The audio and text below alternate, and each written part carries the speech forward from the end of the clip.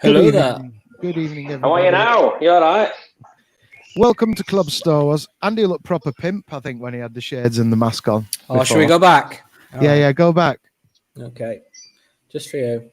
Yeah, Matt's got some as well. Peace and love. Peace and love. Peace and love. As Ben said in The Dark Knight Rises, no one cared who I was till I put on the mask.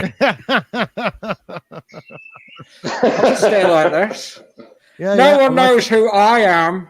I think Matt might need to connect to his Wi-Fi as well. Just a little bit. All right. If you can. So yes, welcome to the show, ladies and gentlemen. I'm actually no idea what we're doing, to be honest, but I'm sure we'll come up with something. We've got a visitor already. Oh, hello, Mrs. Ball. Do you want to come and say hello quickly? Hi, Luna. Come and say hello. Hey, Luna, you keeping cool? Hey, Luna. Hello. Hello. You all right? Why have you got a mask on? Have you not heard of social distancing? Do you not watch the news? She said, "Why has he got a mask on?" She was very, very brave before. Like, she scratched her knee and screamed for about an hour.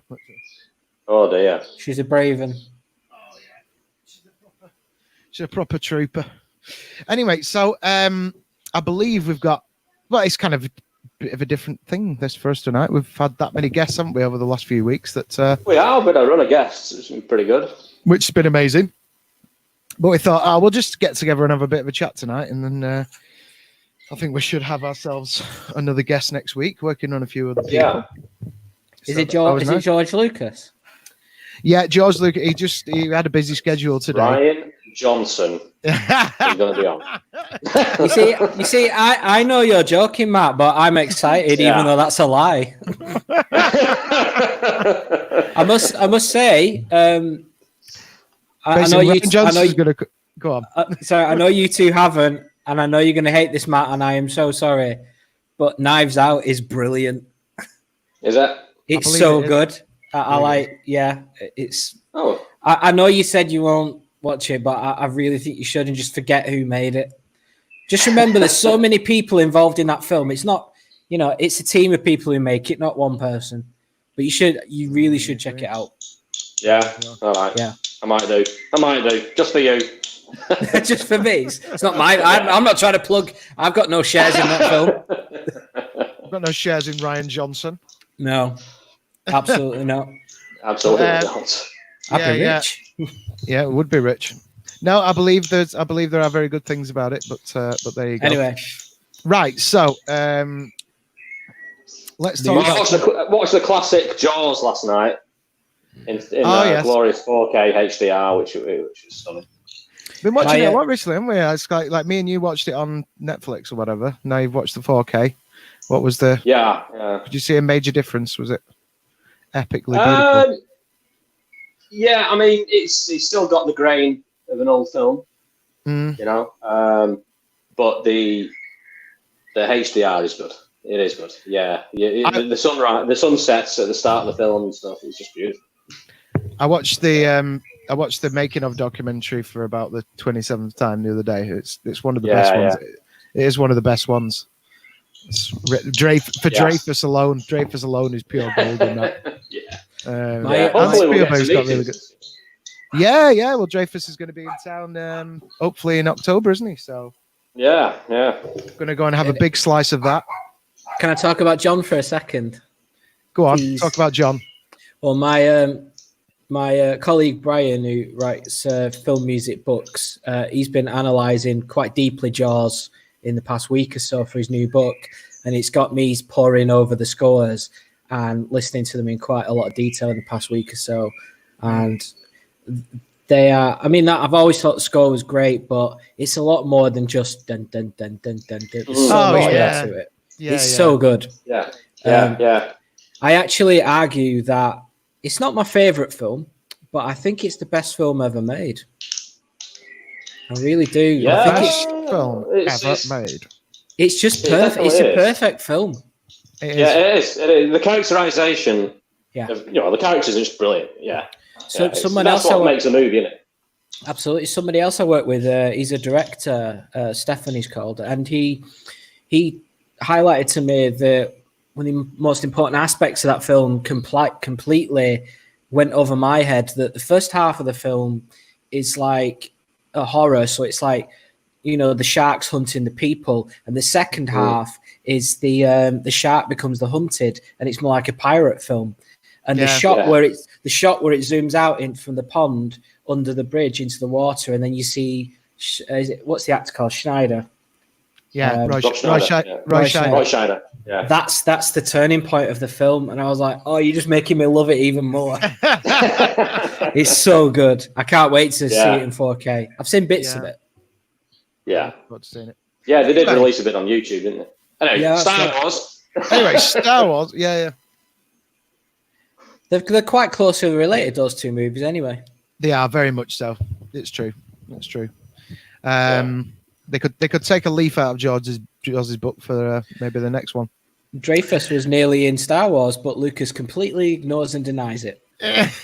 Yeah, this is the question that I want to ask Dreyfus, is about that audition and Ford seeing him at the audition and all that, because it just, even at Star Wars Celebration, remember when Ford kind of brought it up and Lucas just totally went past it.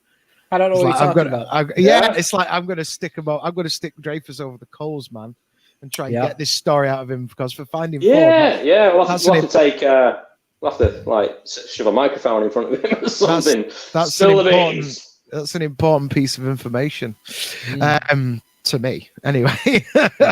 So right. What part was he going to play? The thing is, right? So everyone tells, Ford tells this story that when Lucas was making Star Wars, he'd done American Graffiti, and he put the word out around town that he wasn't going to use any of the faces that he'd had in American Graffiti for this next one. He wanted all new faces, right?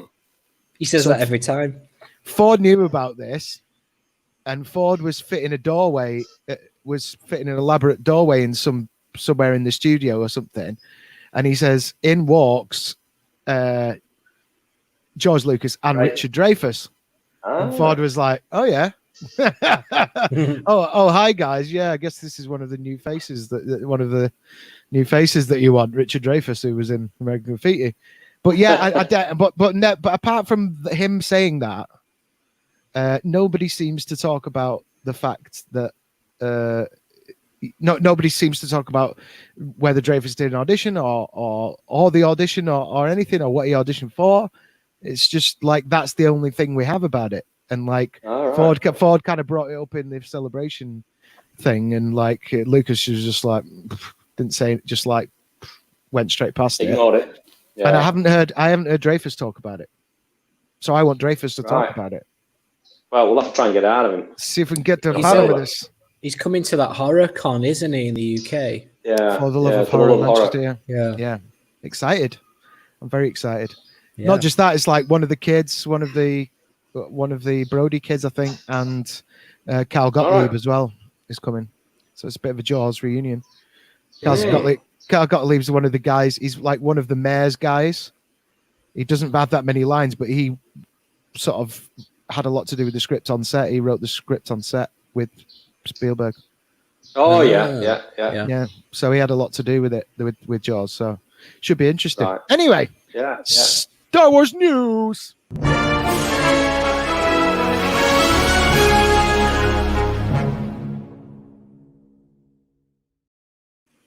Okay, first up we have this one from the Sun.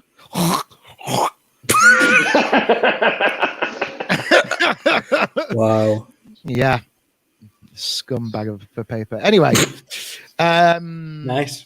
Star Wars. Ewan McGregor has admitted he will enjoy the Obi-Wan Kenobi series much more than the prequels. The actor will be reprising his role as a Jedi. I'm coming back, honestly. I'm going to be doing it. It's happening. The actor will be reprising his role as a Jedi Master for a new Disney Plus show that bridges the gap between Revenge of the Sith and A New Hope. But thanks to technological upgrades, Ewan said he is looking forward to this go as Obi-Wan much more than the first time. He told Ace Universe, I'm just going to enjoy it all much more. The prequels were quite technically complicated, I remember. It was all blue screen and green screen. It was hard to imagine it. But nowadays, things have moved on so much, and I think a lot of what you see is going to be what we see on set. I think it's going to feel much realer for us, the actors. I'm doing it, honest! I don't know if you've seen any of the behind-the-scenes Mandalorian series, but they employ this incredible screen, and I don't even begin to know how it works, but it's pretty amazing. And I'm coming back, honest. I will be Obi-Wan again. So when you're on set, if you're in a snowscape or something, well, when you look around, you see that it will make you feel like you're in the place. It's going to be realer for us. Fans can get a glimpse at the way Disney filmed popular Star Wars series in the behind-the-scenes show. Ewan played the character in The Phantom Menace 1999, Attack of the Clones 2002, and Revenge of the Sith 2005. When discussing names for the untitled show, Ewan suggested "Hello There" as his favorite option in reference to the famous line from his last prequel film. Yes, also from Alec Guinness, I think you'll find. The series is set to begin filming early next year. It's honestly next year. It's going to happen. It's happening. So yeah. So well, I think we talk about this briefly in one of the shows, the last show, about this big screen wall thing. And yeah, we did. Yeah, the volume it's called. The volume. It's the volume. We've got the volume. Yeah, we've got some comments. We've got some comments. Yeah, it's like 200 LED screens or something all stitched together. When you see it from behind, it doesn't look very impressive. It just looks like lots of cables and stuff. But when you see the other side of it, it's amazing. It's not just the wall, is it? It's the ceiling as well. I think it's like a giant dome, and then one part of it is open, so you can get things in there. It's fantastic. Yeah. Wow, so like they can film like the interior of ships going into light speed. You know, you can actually see the stars coming rushing to you. You know, I think they used something similar on the sequels as well. When they're in the cockpit of the Falcon. No, not that. I think it was. I don't want to get Paddy started, but it was on Solo. I saw they're using hyperspace whilst they're in the cockpit. Right, yeah. So it makes the lighting look super authentic. So they're not having to. Some guy's not doing this on set with a light, trying to make it light space. They can just use those bright LED screens now. It's fantastic. Yeah. No, it's amazing. I mean, that technology is going to get better and better, isn't it? Yeah. I think he's right though. I think that was the thing. Like I always say, I think that was the thing that was missing from the prequels, was the fact that there was just very little tangible on set, and I think that shows in how stiff the actors' performances are. I think that's the reason why. Because they were just surrounded by a sea of green. Also, for you, and I think the it's had time to reflect now. And when those movies came out, they were slated. Didn't win many awards, and were absolutely slated. I know all three of us enjoyed them. But they were slated, and obviously Ewan would have taken that. And I think he said recently it's nice to see people who grew up with those films come to him now and say they enjoyed it. It's nice to get that feedback. Yeah, and everyone's like, as soon as Disney Plus was announced and all these Star Wars TV shows, everyone was like, Obi-Wan. And even though it's been announced, we're still like, Obi-Wan. So I think it's hopefully that he's seen that feedback, and that's hopefully why partially is more excited to come back this time. Yeah. Do we know when it's going to actually start filming, be released? No, we don't. Because, I mean, Kathleen Kennedy did say the scripts are finished and all that sort of stuff, but not evidently not. No. Also, Yeah, I don't think. Sorry, go on. I was just thinking. I don't think Kathleen Kennedy would be, not just her, but anyone who's a producer at such a high level of the company would be involved that much so early on. I think she's sort of. I imagine not her, but that kind of role would come in when production starts. So I think pre-production is all to do with the writers, and I don't know how much she's involved or a producer would be. Just from what I've heard, it's mainly when the production starts. That's when the producer hat really gets put on. So she might not even be in the know. Being the president at Lucasfilm, she's probably pretty busy. Yeah. I don't know. Yeah. You probably. I mean, I've no idea, but I'm sure you will also perhaps begin to reach a bit of a control freak level of once you get to those kind of jobs. Yeah. Maybe it's possible. I just let's make notes of some of these comments. So earlier on, you were talking about Knives Out. I just love this name. I think it's also a podcast by the looks of it. Star Boars. That's a great name. Star Boars, yeah. Knives Out is brilliant. Okay. Brian's been on to say, evening, lads. Hi, Brian. Hello, and Brian. How dare you? He says my Scotch accent's crap. How dare he? He said that's Billy Connolly. Yes, because all my Scottish accents are Billy Connolly. Okay. I softened it a wee bit to try and make it sound like Ewan McGregor, but ultimately it's always Billy. So, it's not my problem. Ewan McGregor is quite difficult to caricature because he's quite subdued. He's Edinburgh too. It's that. It's softer accent. Yeah, you can't do the caricature Scottish thing. So I'm not even going to attempt it. Not even going to go there. I'm going to do it. Honest. Do you know what you said about hello? Do you know what you were saying about hello there? In canon, I don't know if anyone knows this. The original hello there was actually coined by General Grievous in the Clone Wars. But obviously it was Alec Guinness in A New Hope.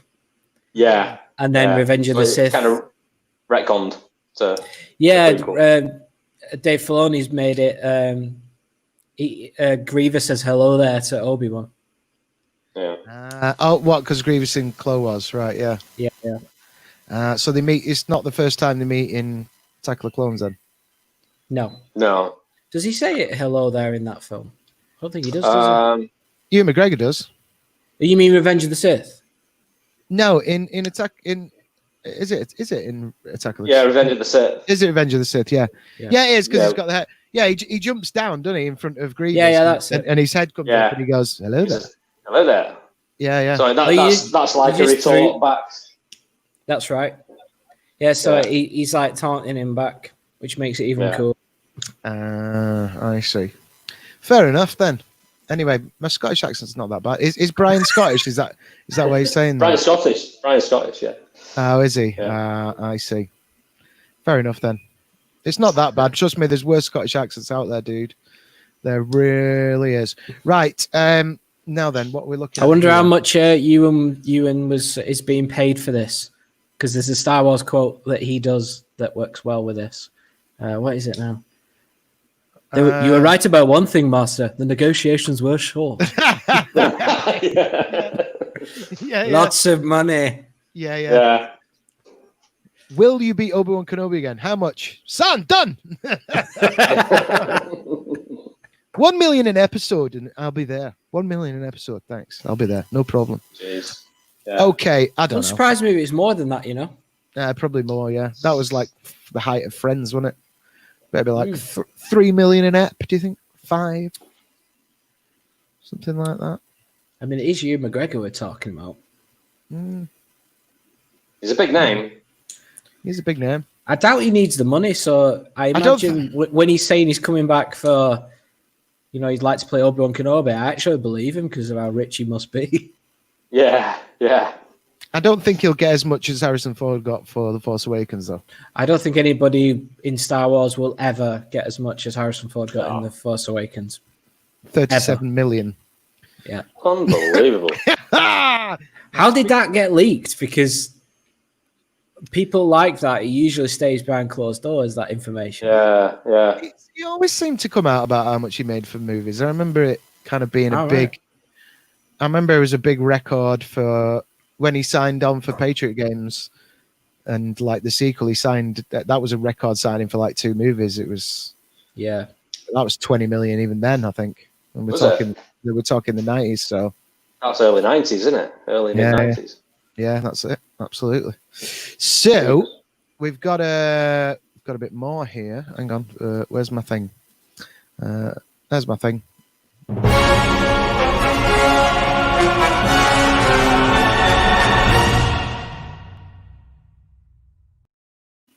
Oosh. Okay. This is from NintendoLife.com. EU intends to double down on Star Wars video game development. EA, yeah. EA, sorry. EU. Brexit intends to make more Star Wars games.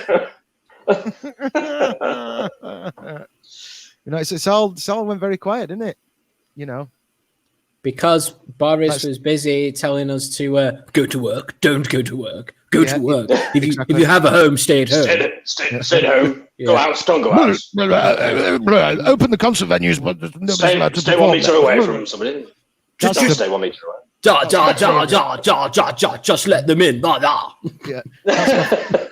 That's my favourite one. Let's open theatres and concert venues, but no performers. That's absolutely genius. Just open schools, but don't send the teachers in. Yeah. Let's not start. Let's not go there. My fault. Oh no, it's Paddy's fault. He Freudian slip at you. It was my fault. Yeah. So here we go. In a company webinar with investors this week, EA CEO Andrew Wilson spoke about third-party giants' tremendous relationship with both Disney and Lucas, and how it wanted to double down on Star Wars games after experiencing a huge amount of success with titles such as Star Wars Battlefront 2 and Jedi Fallen Order.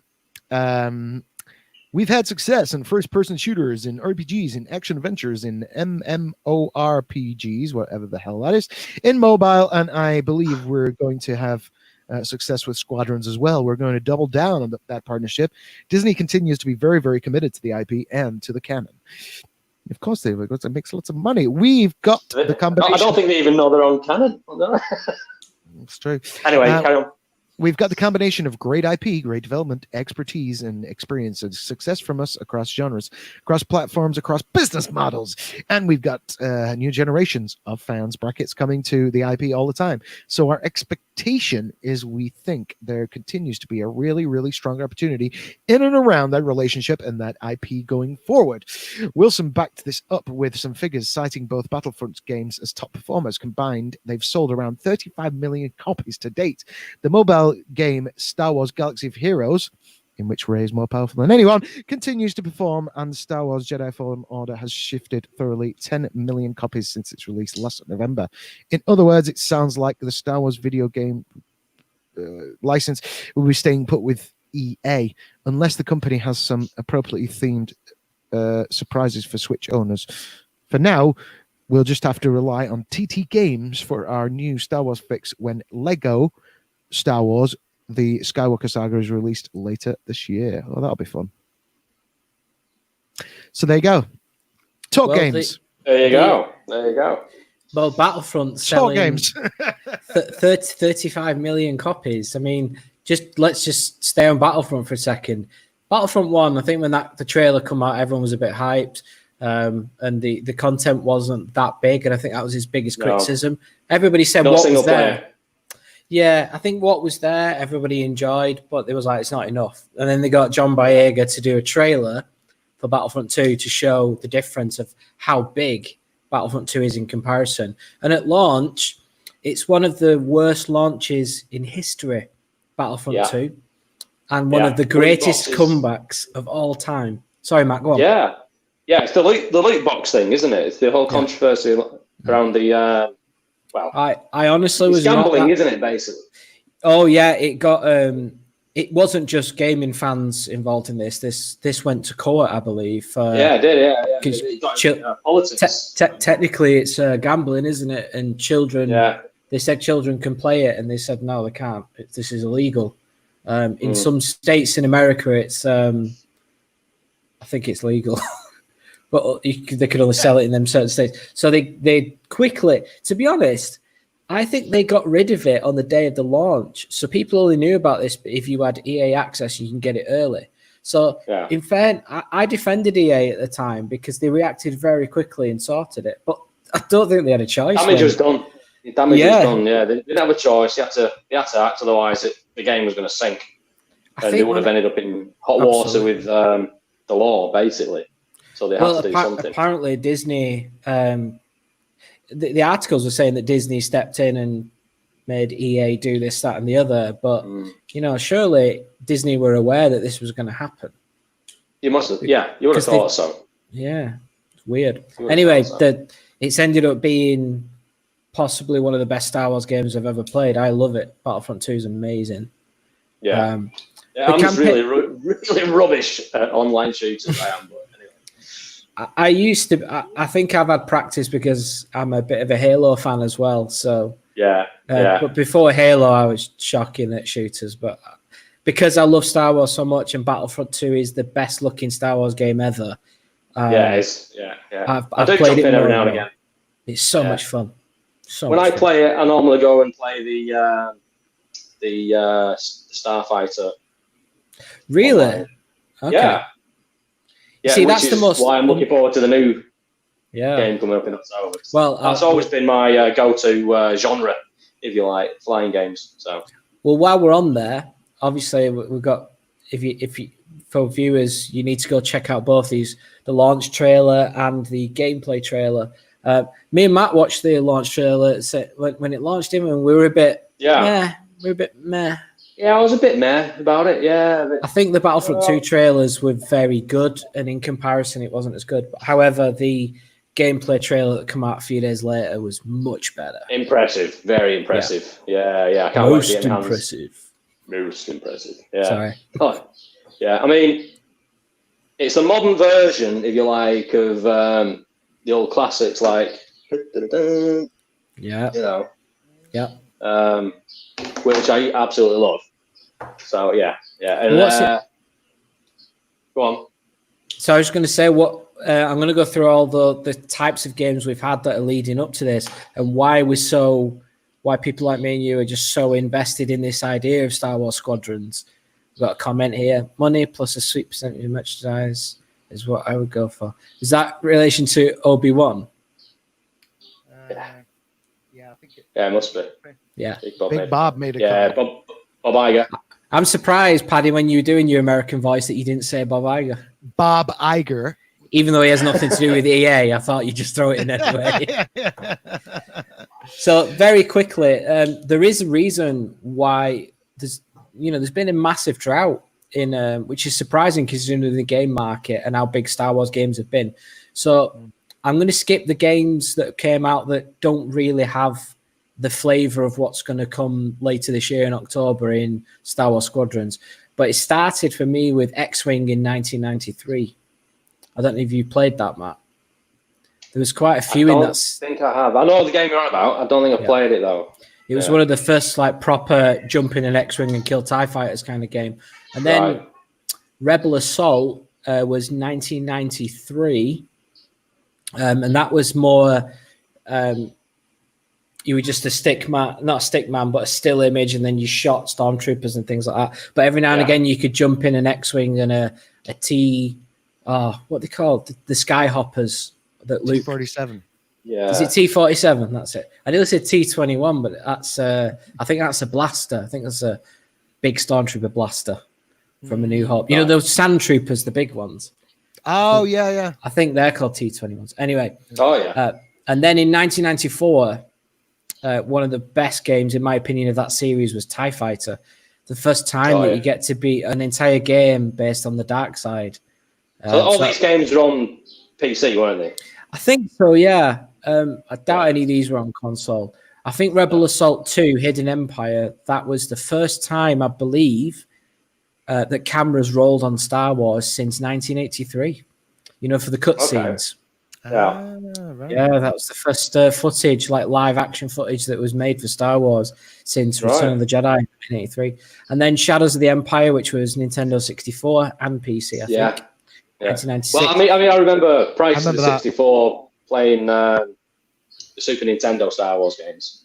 Yes, I don't think they had much of the X-wingy kind of thing, did they? No. I think one of them had the speeder scene. You know, yeah. See, I go back to I don't know if it was even called anything other than Star Wars, but the first Star Wars game on Spectrum 48K that I was playing was like you could be you were in the X-wing and you were doing the Death Star assault from the first movie, but it was all vector graphics, so that like see-through vector graphics, just lines, just lines. So your X-wing was see-through, and then they did a game for Return of the Jedi, which was also on Spectrum, but it was a coin op as well, and that was you're on the speeder bikes trying to from above, like trying to avoid tree trunks and stuff like that. Fallen trees and stuff. Yeah, I know what you're talking about. Yeah, that Star Wars game, I played that in an arcade a few months ago before lockdown.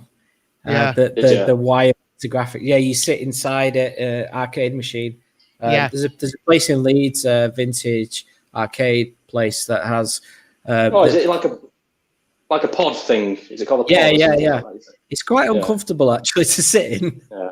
It's not very. Is that the new one that's in a pod where you get wind blown in your face and everything? That one's no. That's amazing. What's that one? Yeah, I don't know if that's a Star Wars one. Yeah, Star Wars one. Yeah. Oh, I've seen I had to go in a Star Wars pod thing. Is it the last Star Wars pod game I was playing was in Blackpool probably last year. That's the one. That's the one. Yeah, walking past this arcade place, saw the game. I thought, said to my wife, "Come on, I've got to go and have a go." sat in there, started playing, and then a fella opens the door about 3 or 5 minutes later. Says, "You've got to get out." It's like, why? I've only just really started. Not buildings on fire. I got out and everybody was gone. I was the last one in there. Brilliant. Yeah. As if. Those blasters are pretty, realistic. What was the game? I've not heard of this game. Don't get sentimental now, Dad. Save it till we get out of here. The floor's on fire. I can't remember the name of it. It's not that Vader Immortal VR game, is it? No. It's like you take off out of the ice hangar in Harthy. You can be that's right. All kinds of different vehicles. I don't know what it's called, but it's very good. Anyway, continue with what you were talking about. You were up to Shadows of the Empire, I think. Yeah, 96. The development of the Star Wars game. Yeah, you've done a potted history here. And then they pinned X-Wing and TIE Fighter together in 97, called it X-Wing versus TIE Fighter, which I didn't actually get. I don't know why. Maybe it was an austerity Christmas that year for me. I would have been 10 years old. And then we're getting into the area of why we're excited about this. 1998 Rogue Squadron. Oh, yeah. I mean, did you play it? Yeah. Yeah, it was 64 and PC a little bit later on. It was dubbed Rogue Squadron 3D. And I don't understand why, because they both look the same. The N64 was 3D and so was PC, but it had a 3D in the logo. Anyway, did you play it, Paddy? I know Matt has. No, I don't think I ever did. No. I mean, when was that? When did that come out? 96. No, I think I was. Yeah, I was. Was I just leaving school? I was in college. I think I just discovered drinking. Maybe. I'm not sure. Yeah, maybe that was it. Fair enough. Well, that was the start of a series, and then all right, 1999. I never got this game, X-Wing Alliance. That was just PC, I think. Yeah, I wouldn't have got it. Yeah. It wasn't always console. Always console. I was both. Apart from the very late 80s, mid 80s, where it was a Spectrum. I had a Spectrum. Yeah. Well, then I went and bought a Super Nintendo. Yeah. And then it was always consoles from there on in for me. So until now. Yeah, I prefer consoles, but I did play quite a bit on PC. Yeah, I played on Amiga mostly. When I went from Spectrum to Sega Mega Drive and got rid of the Sega Mega Drive and then got an Amiga. Oh, yeah. I had an Atari first and then the Sega Mega Drive. An Atari ST. Oh, I can't remember the tag after the Atari bit. Was that the one? Was ST. that the not the one that looked like a like a Tudor estate car? Was it that one with the wood on it? The wood panel. No, it didn't have the wood paneling. No. That's the ST. Then that's the one where it was literally like you played tennis and it was 2 blocks either side with knocking. Oh yeah, the Space Invaders was very primitive on it. Yeah. You plugged it in the TV. Yeah, That's right. And then those were the days. do you remember you had to get an adapter for your aerial as well as connecting the Mega Drive to the screen? I'm like, we just don't know we're born now. I know. It's crazy, isn't it? Yeah. And we still want more. We still want more, better graphics, and Yeah, absolutely. That'll never end. That's because No. that's because fandom we've all turned into self-entitled assholes. Yeah. Now. Very much. I don't ask for much. Just all of it. give it to me all, give it all. Sorry to quote The Last Jedi, but more. Yeah. That's one of my favourite memes. That I use it for teaching. It is a good meme. It's a good one. So then Matt showed the case for these two as well. In 2001 and 2003, there were sequels to Rogue Squadron for the GameCube, which I loved the GameCube. That was fantastic. So yeah, I've got the other one as well upstairs, but that one that you hold play on at the moment. I've got my cube. I just need a power supply. Anyway, Rogue Squadron 3 Rebel Strike that you just had in your hand, that is the last true X-Wing like flight simulator-esque game that we've really had for Star Wars. So that's the gap. That's how long it's been. We've had subsequent games, Battlefront 2004, Battlefront 2 2005, and then Force Unleashed in 2008. Didn't really have anything like Rogue Squadron. Force Unleashed 2 in 2010, and then nothing till Battlefront 2015. And that had a little bit of X-Wings and TIE fighters and things, but it's primarily a shooter, both the Battlefront games. So you can see we've not really had jumping X-Wing, kill TIE fighters and missions since 2003, really. So you can see it's longer than until I got all these games up and looked at the years, it's longer than I realised. Yeah. But what's really cool about this game is you can be the Empire, which I've got to be honest, I was a little bit bored when I was a kid. I was like, I've always been an Empire fan, and all the games are centered towards the Rebel Alliance, and I'm like, no, I want Empire now. Thing is, it is a first-person shooter, and I find I do like playing in first person. Yeah. In Battlefront 2. Yeah. But when you're in an X-wing, you're limited with, your vision because of the round window. I play third all the time. I can't do first person. I think it's in squadrons you'll have no choice. What is it? It's first person. I want my third person. Sorry to break that to you. Why can't I just have a modern Rogue Squadron? Is it too much to ask? This is what happened with Battlefront in 2015. Everyone was like, "Can you just give us Battlefront 2 with better graphics?" And that's essentially what DICE did. They actually listened to the fans. Like I said, Battlefront 2 is the greatest turnaround of all time. Yeah, I'd agree with that. Yeah, it's the most hated game, and now it's one of the most beloved. So it proves it can be done, and you should listen to your fan base. You should listen to your fan base. That's what John Favreau's been saying recently, apparently. Top man. Yeah. I don't agree with listening to fans about story. He'll get cancelled. You just wait. Cancelled. He'll get cancelled soon. Yeah, he absolutely will. I'm gonna get cancelled. Yeah, we're all gonna get cancelled. Nah, we're not. So, do you know, you've talked about all that gaming stuff, and I didn't do this. Can I just do this? Go for it. Feel your anger. Jedi scum. Sorrow belongs to me. I will show you the dark side. That armor, that mask.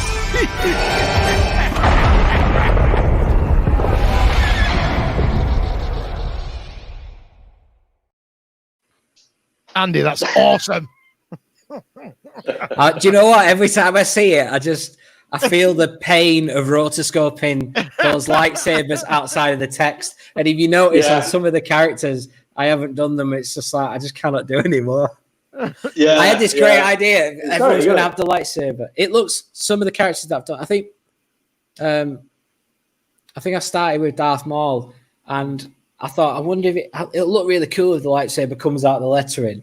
And just one blade, just 1 second, took me like an hour to rotoscope. So I just said, let's you got to do it frame by frame and like pretty much paint it in.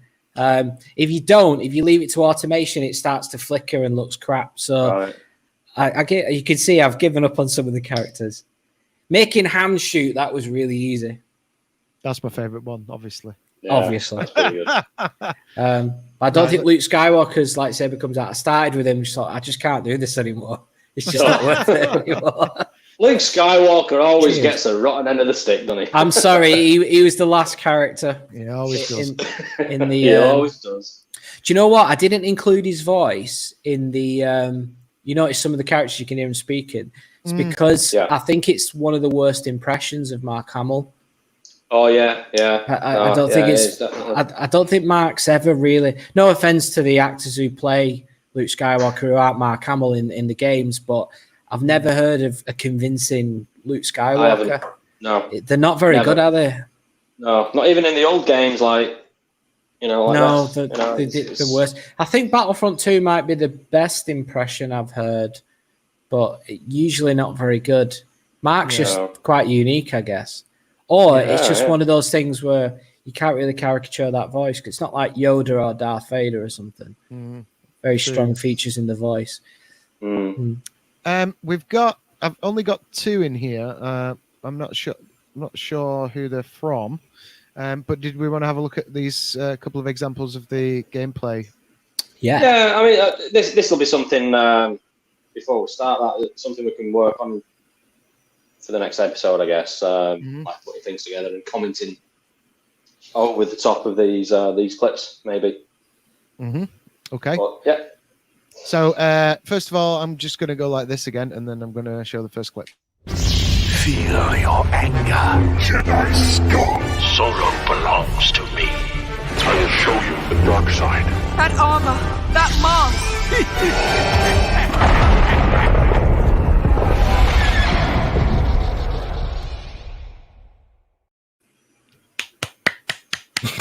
Anyway, here we go.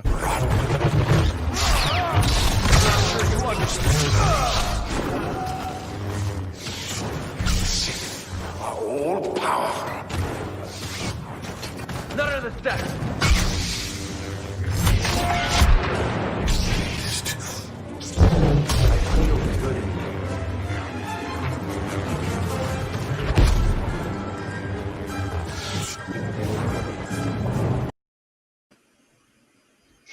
There you go. All right. That person was using the. That means that person who's playing as that. I didn't get the gamer tag. They've activated the new Darth Maul skin, which means they've achieved 5,000 kills as Darth Maul in the past. Really? Yeah, that's how you get that skin. I play it all the time, and I'm nowhere near 5,000. Wow. And recently, DICE reset it, not on purpose to annoy everyone, but everyone were like, some people must have been at like 4,990 kills. But they've said, don't worry, it'll be sorted. And I think they've sorted it now. So that's the I think that's the Star Wars Rebels skin where he's not wearing a shirt. Looks like it. And he's got that double lightsaber, which is not the one he had in Phantom Menace. That one. Yes. Forgot he was there. So let's just explain what we're doing here as well. So as some of the viewers may know, may not know, Club Star Wars was started as an Xbox group. It is the biggest Star Wars group on Xbox, and worldwide, across the world, and in the world.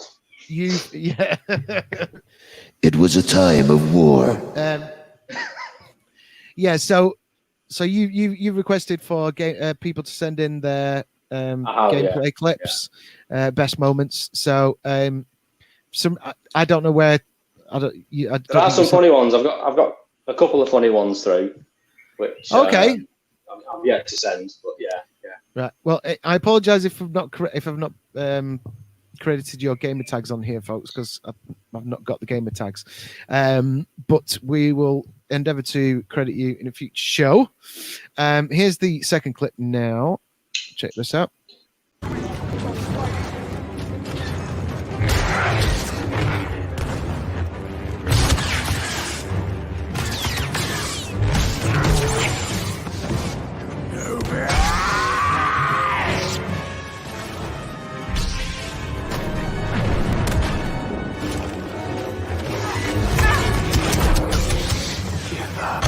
The deadly son of Dathomir carves a path to victory, and Maul performs the... Oh, that was so satisfying. Oh, when you're on a map where you can throw people out of it, and you do that. Honestly, if you play the game, that's a satisfying moment. Yeah, I could see that. Whoever that gamer is, well done. That was so well timed. The one getting thrown off the map, though. That's the only problem. Yeah. See, I am better at the flying. I am better at the flying games. You know, that's my forte. But, I did have a clip. I don't think I've sent it you, Paddy. I don't. Is that the one I didn't attach? Yeah, mate. Yes. I got an email. I got with the best intentions. Anyway, go on. Yeah. It's Vader. It's very funny, and he does the old force choke, but he lifts 3 players up at the same time. I think they're all legacy characters too, right? Like Luke or whoever, and he lifts them across a big drop on Cloud City and just lets them go. And then he stands there and says, "You have failed me for the last time." He says, "Oh yeah." Do you know? You could do that in Battlefront 1. You could do it at Battlefront 2 launch because I did it a lot, and it used to really wind people up. You could see them when they respawn, they come back in, and they're just completely ignoring everyone and just coming for you. So you have to do it sparingly. But Dice stopped you pushing them off the edge. I think they removed it, and now they've brought it back. I think. Right. I don't really play as heroes much anymore because I started playing better as a normal stormtrooper. I tend not to play as heroes anymore. Thing is, everyone targets you. Everyone gets jealous that you're a hero on the map. That's right. Yeah. No, it's true that. But what's funny is there's loads of new players since Christmas, and even more new players on the PlayStation at the minute. I play on the Xbox, but PlayStation, it's free Battlefront 2 at the minute if you're a subscriber or something like that. So it's got tons of noobs in it, and I just come in with my level 1000 Darth Vader that I've been working on for 3 years. It's literally every time I use him, it's like Rogue One. But the thing is, I've done it that much, it's boring now. Yeah, right. So I thought I need a challenge, so I'm just going to be a normal stormtrooper all the time now. Paddy, you need to have a go on this. It's so much fun. I know. Sorry, man. Oh, you do, Pads. You do. You have to get a console, man. It's just too many buttons. Wait until the end of the year. Yeah. Well, apparently, this new Squadrons game is going to be VR, isn't it? Really? Or VR compatible. I hadn't heard that. Yeah. That's good. VR compatible. I like the sound of that. There's no VR peripheral for the Xbox yet. So. Oh no. Matt, speaking of VR, it's like, have you seen this? My cousin sent it me. I've not looked into it fully. I can't remember the name of it now, but it's like a 360 wraparound thing for watching films on 4K, like a headset. Yeah. Imagine you're all just sat in your house watching a film with your headset on. Weird. Yeah, popcorn going everywhere. Yeah. Drinks. Like we're not even. It's not even anything like Back to the Future 2, is it? Where his son's watching like 7 different programs all on the screen at the same time. Yeah. So we're just so beyond that. Did you want to cover a little bit more Star Wars news before we get out of here? Have we complete? Well, I've shown all the clips from the games, discussed the history of games. Have we done games for this episode? I'd say so, yeah. I think so. Yeah. Okay. Oh, just a quick one. If you're a Nintendo Switch owner and a PlayStation, I think owner, PlayStation 4, the Episode 1 Racer is released today. So It's back. it's back. I love that. Yeah, that was another really good game that you could play.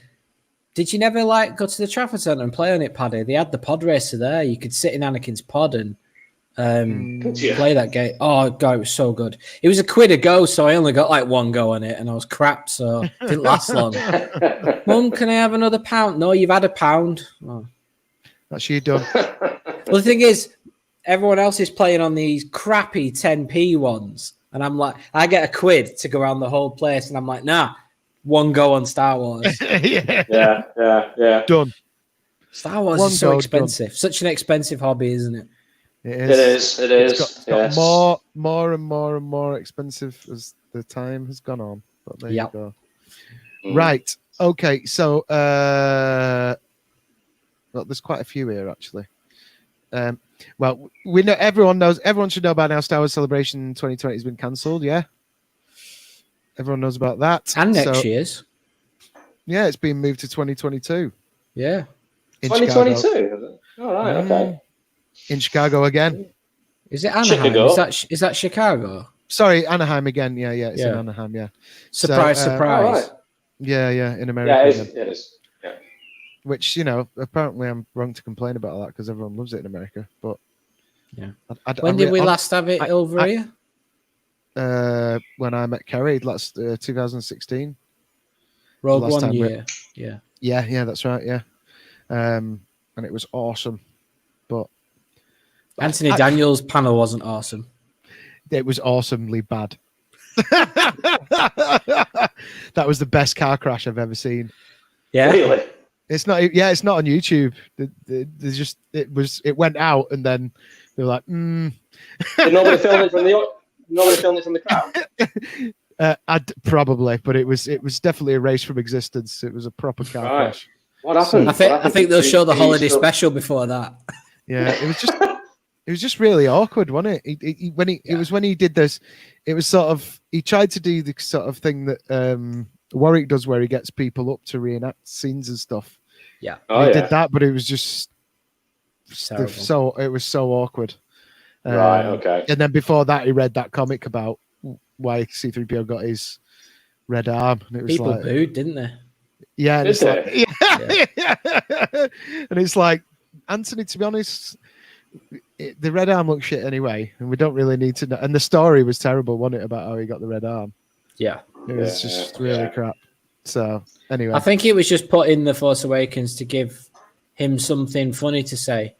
You probably didn't recognize me because of the red arm, and then they were like, "Oh no, we need to explain the red arm," and it's just become this thing. And it'll have just started off as such a fleeting idea to give him something to say to Han Solo in Force Awakens. Exactly. Yeah. So anyway, bad writing. It is bad writing. Anyway, here we go. We need to do this first.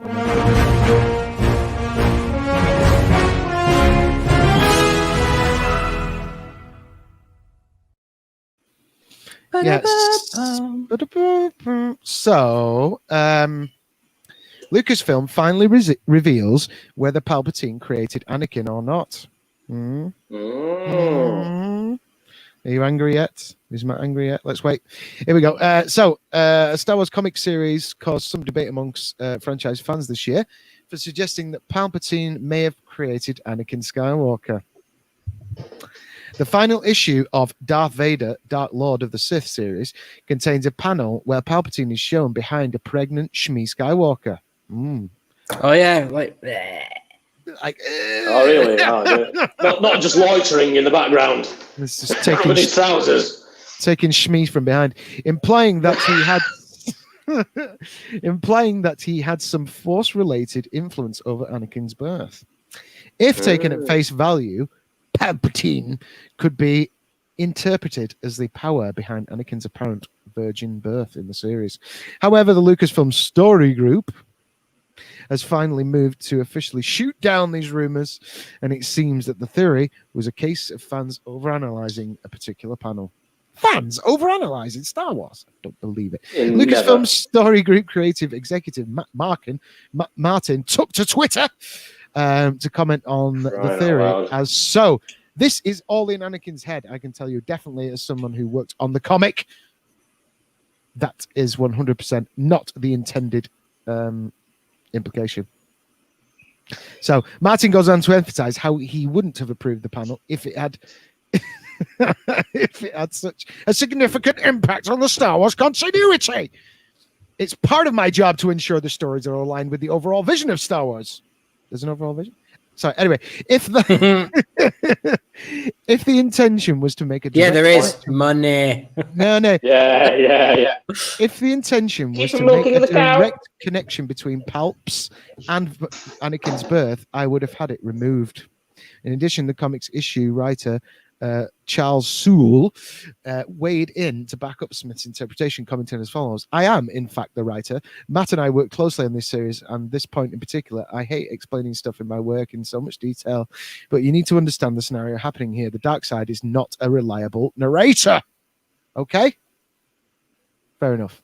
There you go. Right. I always got the impression when I watched the prequels that it basically either Palpatine influences the midichlorians to create life, which is literally what he says to Anakin in Revenge of the Sith. Yes. Don't forget that. As soon as I saw the film, I was like, right, that's it. He did create Anakin Skywalker. He is part of his great master plan. Reading between the lines. Yes. Yeah. Or him or Plagueis. One of Plagueis, and Plagueis has been decanonized now. I know he was in The Phantom Menace. Did you know this? No. Do you know when they arrive on Coruscant in The Phantom Menace, and you've got Padme, Qui-Gon, Obi-Wan, Jar Jar, and Palpatine comes out to meet them Chancellor Valoran meets them. Plagueis is looking out of a window and he can see that platform, and he sees the future of Anakin. And this guy is a Sith Lord, and he describes himself as being terrified of this child, Anakin Skywalker, as he should be, because he turns into Darth Vader. So knew, basically, I think he wanted to end. This is the impression I got, that he wanted to kill Anakin because he was going to become too powerful. But Palpatine's idea was, I want to unleash him, want him to become even more powerful, and maybe that's the reason he killed him. When you're saying he was in The Phantom Menace, did you see him? Right. No, you don't. But yeah, I'm upset that they decanonized it, because when I read that, I was like, "Oh my god, that's so cool." So you mean it was in the original script, but they didn't film it, or what's that, Paddy? Sorry, you said he was in The Phantom Menace, so it was in the original script and they didn't film it. No, it's in a book later on. It'll be the Darth Plagueis book I've read. Ah, right, okay, right, which is now relegated to the Legends. Yeah, which is quite sad, but I understand if they're going to explore this area and do a young Palpatine film or book or whatever. I understand, if they're releasing a film, it's not a good idea from a business point of view. I'm forgetting that I'm a fan for a second, guys. It's not good for a business point of view, money wise, to have. Oh, so it's just an old story that's turned into a film. That's what the general Star Wars fans would probably think, the casual viewers. But I do like aspects of the old EU, and that's one of them. The Darth Plagueis book is really good. So in a way, I understand, but I'm not happy. Yeah, I can understand that, but also, in a way, I think it's kind of rubbish, because I think fans of that book would love to see it as a movie. Yeah, and casuals who haven't even read the book could still go and watch it. Yeah. So I don't think it'd lose money. But they'd argue that the casuals make up a much bigger amount of the money than than the hardcore fan base. Like I said, I'm being objective from their point of view. Yeah. As a fan, I'd love to see like that scene from Darth Plagueis in Phantom Menace from Darth Plagueis' perspective. That'd be fantastic. Ever since I heard about you're not going to get it. Nope. Ever since I heard about this Sith Master in Revenge of the Sith, it was J.J. Abrams said that that's his favorite scene of all the prequels. That dialogue scene between Palpatine and well, of course it did. It allowed him to bring Palpatine back in Rise of Skywalker. Yeah, of course. But I actually, yeah. Well, I don't know. We've had this discussion before. I don't know how last minute it was. Everybody keeps saying it is, but I'm like, oh, why is John Williams using Palpatine's music all the way through the sequels? I don't get it. Or is John Williams just like, they're probably going to bring back the Emperor? Was it like halfway through production? That's when they found Ian. Said, "Do you want to be in it?" That's so weird. That I still find that so mental. Yeah. You'd have thought it'd have been in on the, Yeah. I'm just wondering if it genuinely was JJ's plan the whole time to have Palpatine come back. I don't know. Right, tell you what, we're kind of gone over time, but I think we should discuss this little piece of news before we go as well. Okay. It's probably a mistake because we'll probably go on forever when I read this one out. But here we go.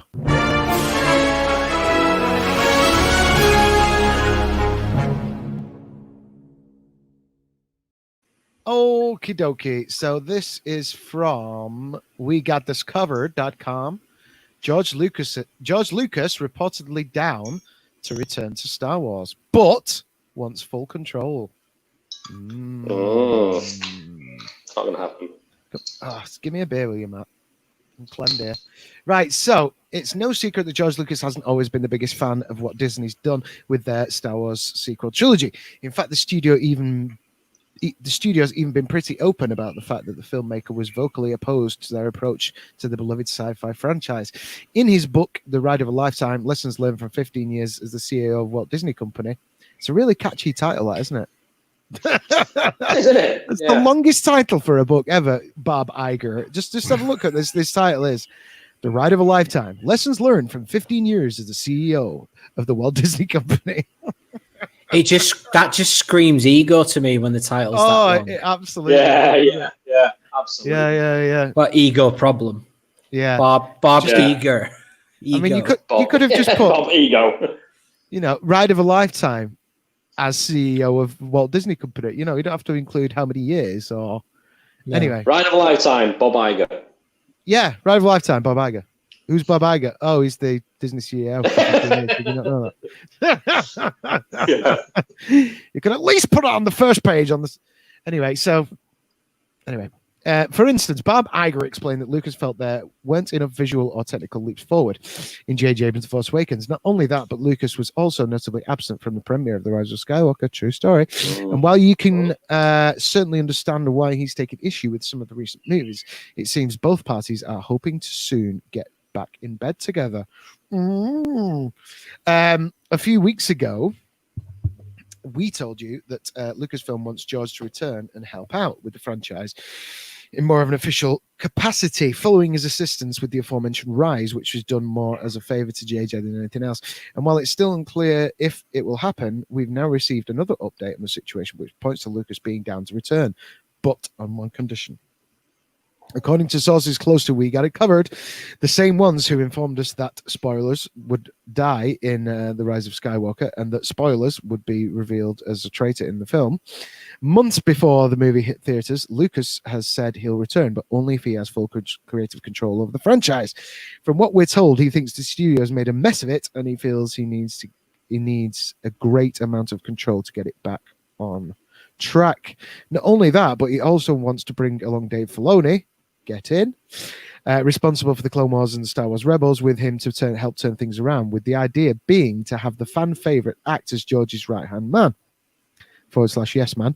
That all being said, our sources who also revealed the big Palpatine twist in The Rise back in September say there's some resistance from Disney in regards to George's proposal. I bet there is, and understandably so.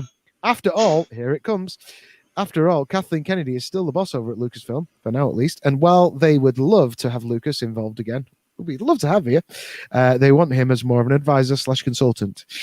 It'll still be... they don't listen to him. Yeah.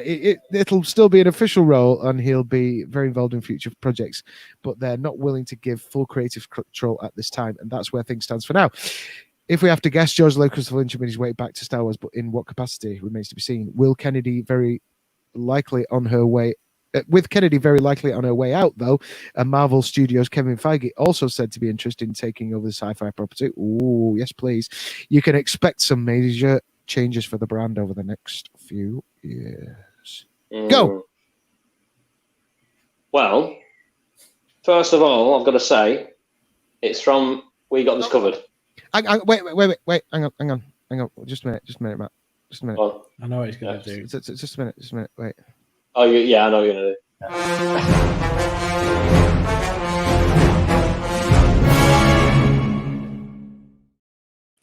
And Matt. Right. First of all, it's from We Got This Covered. I like to add another word at the end of that, which is bullshit. Or in bullshit. We got this covered in bullshit. Yeah. Pretty much every article they release is bollocks, to be honest with you. Yeah. What's that YouTuber who's really bad, like even worse than them? Mike Zero. Mike Zero, my God, they're like him. He's worse, I've got to say. Yeah. He just literally makes shit up out of thin air. He makes stuff up. He's like Jay from The Inbetweeners. Just the Star Wars version. Yeah. Exactly. Kylo Ren's gonna have 5 lightsabers in the next film. Confirmed. Right. Okay. Yeah. Brilliant. So. And Solo's coming back from the dead, right? He's going to shag all the birds. It's going to be over. I shagged her in the caravan. Anyway, go on. Yeah, I mean, it's all rumour and probably just made up on the fly as a person who wrote the article, sat in front of the computer. George Lucas won't be coming back. He probably is an advisor in some degree, because you've seen him on set. Not so much on the movie side of things, but definitely the TV series side of things, like with the Mandalorian and stuff. Yeah, he went to Mando, didn't he? Yeah, I mean, Dave Filoni is his protege, if you like. And I like Filoni. I feel like he really understands Star Wars as a fan. You know what I mean? Yeah. And it's like John Favreau has taken Filoni under his wing. He's teaching him the skills of movie making, if you like, as they're working on The Mandalorian. And I'd like to see Filoni in a leadership role at some point at Lucasfilm, you know, because he gets it. You know, he kind of was under the Clone Wars, and it was brilliant. Yeah. He was the head of it. I didn't realize he's been demoted since. Yeah, he has. It was. I didn't realize how much George was involved until Dave confirmed it in the Clone Wars, like the actual TV show itself. The Mandalorian or the Clone Wars? No, the Clone Wars. Yeah. All right. Okay. I didn't realize how much George was involved from the concept stage, like coming up with stories and the arcs and things like that. Oh yeah. But yeah, George. I think George has visited. He was on the Rogue One set. He was on the Solo set. He actually directed some kind of scene in Solo. He was in The Mandalorian. Well, he was on the set. But I don't think he visited any of the sequel trilogy sets that I know of. But it has been confirmed that he was involved in The Rise of Skywalker. I know that much. That was what was it? An advisory thing? Yeah, I think JJ confirmed that, and I think Lucasfilm may have said something as well. I wonder why he refused to go to the premiere. Declined the invite anyway, didn't he? Declined the invite. Do you think he thought it was shit? Well, I don't know. I mean, the rumors were that Disney recut the film. They got somebody in, and that's right, yeah. Because people are saying we want the JJ cut and things like that. Like that. You know, it could be true. And what makes me think that is because of the what's it called? The Batman Superman. Oh, Schneider. Zack Snyder. Zack Snyder cut. Yeah. That's And happening people, though, isn't it? It's happening now, and everybody in the mainstream media, the what do you call it? The people you listen to, like IGN and whatnot, they're saying it doesn't exist. There is no Schneider cut. Blah blah blah blah blah. And lo and behold, there it is. It's coming out. HBO are bringing it out. Yeah. So again, it's not good for business to have another cut per se. That's why they've completely lied about that. Yeah, but now, which is why they're probably lying about another Star Wars cut. Could be, yeah, probably. I wonder then if he advised on it, JJ did his cut, and that was the as close as George could get to what he wanted out of that movie. Then whatever the suits got involved and went, no, we need to. They took it out of his hands, and he didn't get final cut, and they did their own cut, and then. Well, I think this is what the rumor was. They did their own cut without even. Gone, well, I'm not going much in that. Fuck off. Yeah, even JJ didn't recognise the cut. That's naughty because you'd think JJ would have final cut, wouldn't you? Yeah, JJ was very happy when the Force Awakens was coming out, before and after. On this one, doesn't look happy at all. No, Rise of Skywalker. I've not really heard him in any interviews. He's not really talked about Rise of Skywalker as much as he did the Force Awakens. No. I mean, I sense something has gone down there. I feel like there's almost a bit of a civil war at Lucasfilm, between two factions, the Jon Favreau side and the Kathleen Kennedy side. I might be wrong, but I don't know. It's just could be. I sense something. Yeah. You sense a disturbance in the Force. Yeah. I will. You've got on Kathleen Kennedy's side with like the Ryan Johnson saying, "No, we don't listen to the fans.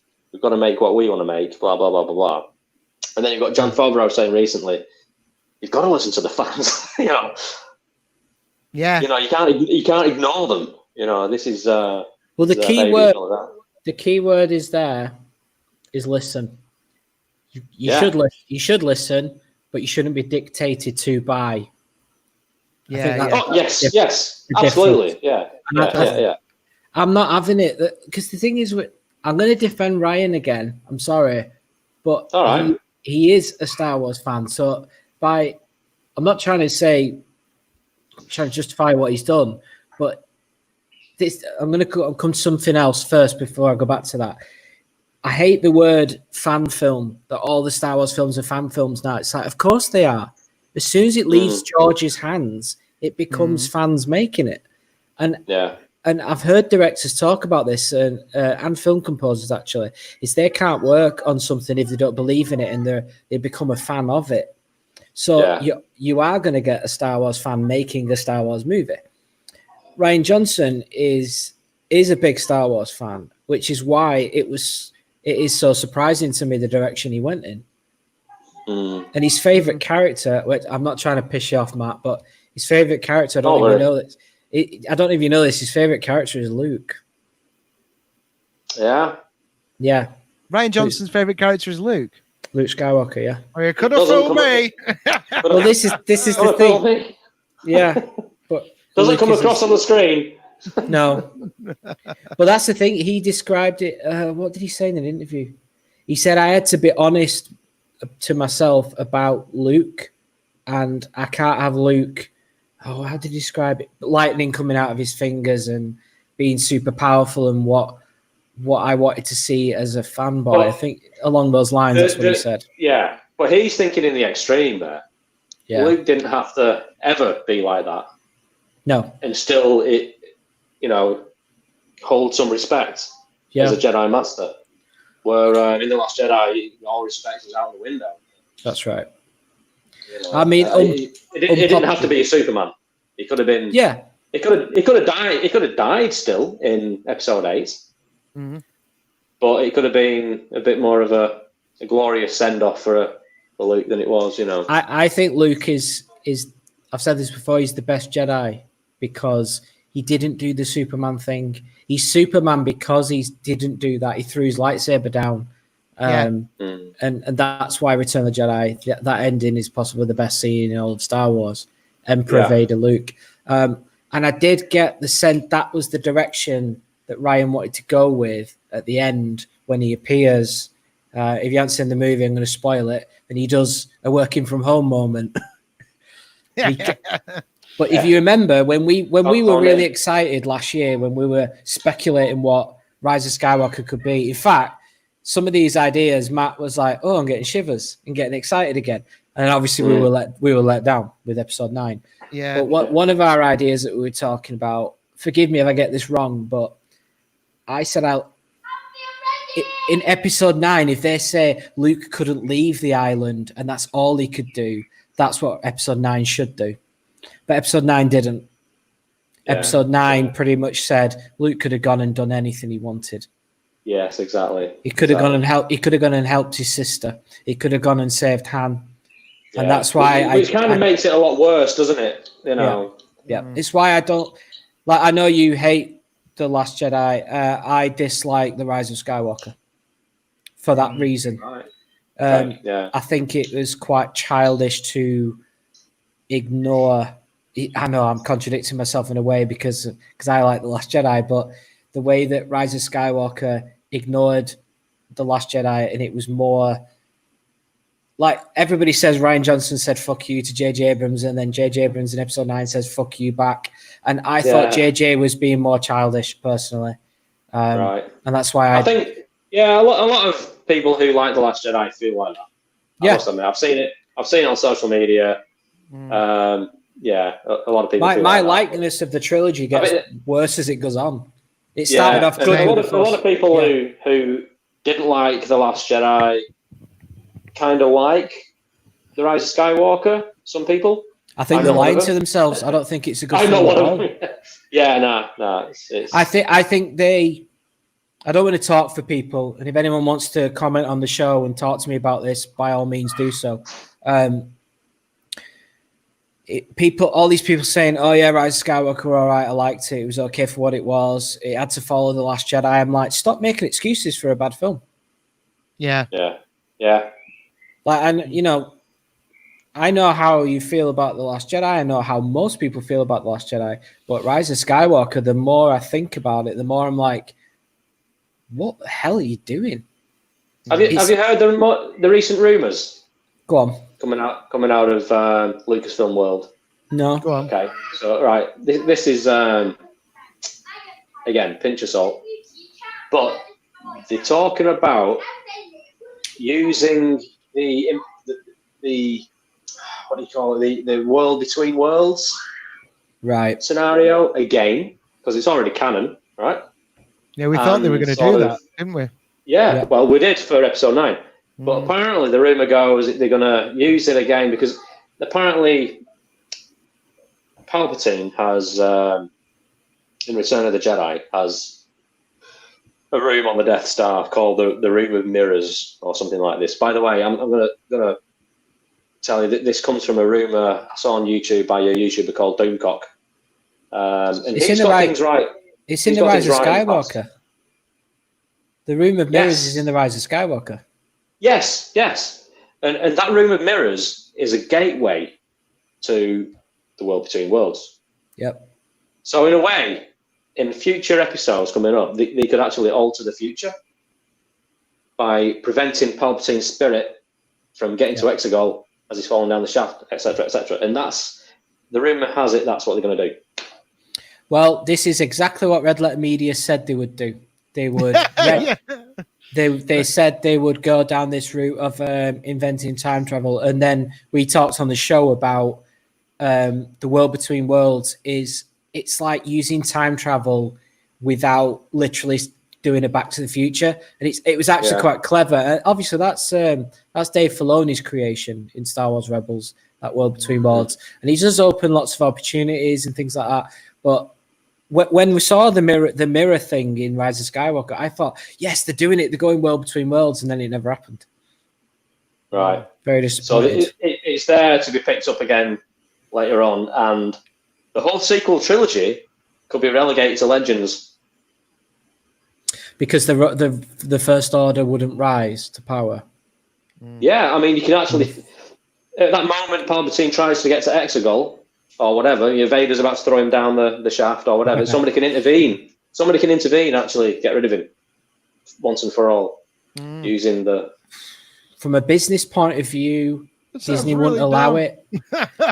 Well, yeah, I know it's far-fetched, and I'm again... No, I think a lot of fans would love that, because I think that a lot of fans would say, I don't care how you quote erase the sequel trilogy, just do it. So I think they get behind it. From a business point of view, that will never happen, because all your Rey merchandise... egg on their faces, isn't it? Yeah. Yeah.